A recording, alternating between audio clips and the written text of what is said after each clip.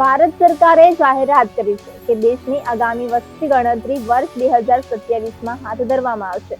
આ માટે ગૃહ મંત્રાલય દ્વારા એક સૂચના જારી કરવામાં આવી છે. દેશના મોટાભાગના ભાગોમાં 1 માર્ચ 2027ની મધ્યરાત્રિને વસ્તી ગણતરી માટે આધાર તારીખ માનવામાં આવી શકશે. જોકે લદ્દાખ, જમ્મુ અને કાશ્મીરના ભાગો, હિમાચલ પ્રદેશ અને ઉત્તરાખંડ જેવા ઠંડા અને બર્ફીલા વિસ્તારોમાં આ તારીખ 1 ઓક્ટોબર 2026 નક્કી કરવામાં આવી છે.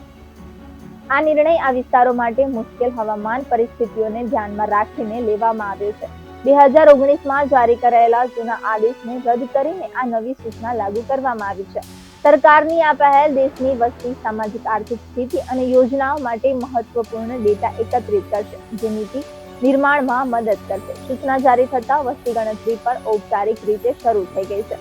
વર્ષ 1872માં વસ્તી ગણતરી પ્રક્રિયા શરૂ થઈ, ત્યારથી આ 16મી વસ્તી ગણતરી છે, જ્યારે આઝાદી પછીની આ 8મી વસ્તી ગણતરી થઈ શકે છે.